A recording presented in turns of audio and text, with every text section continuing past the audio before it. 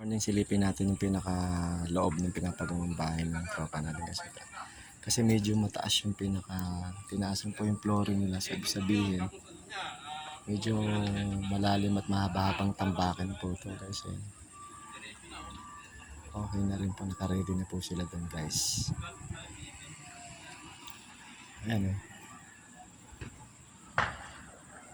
so ayan, tintinan na tinatambakan yun guys. Ayan,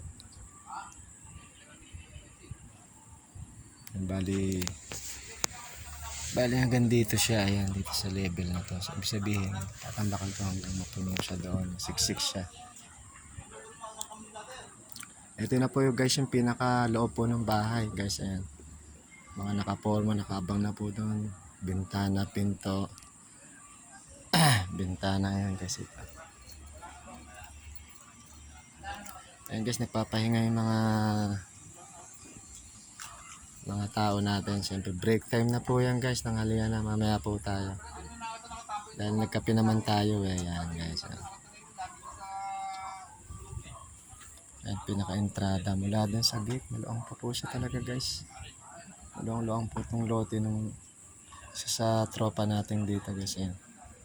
Ayan, pinaka-puting, grabe, ang kitang-kita nyo naman pinaka-puting po yan, wall puting daw yan sabi ni Sir. Ayan, sabi ni Sir pinakalaki yan sa gitna at saka yung pinakabiga niya sa loob.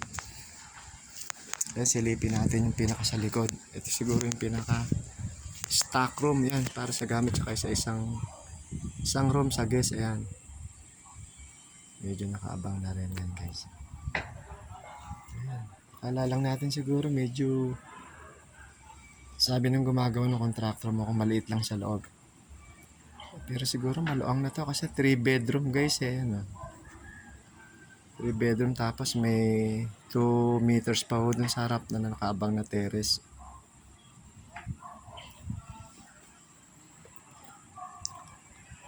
Ayan, medyo nandito tayo ngayon sa pinaka tapat ng kitchen guys.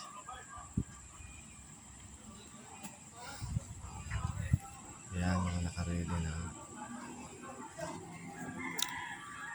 Alright, balik tayo. Ayan, ito corner tayo dito.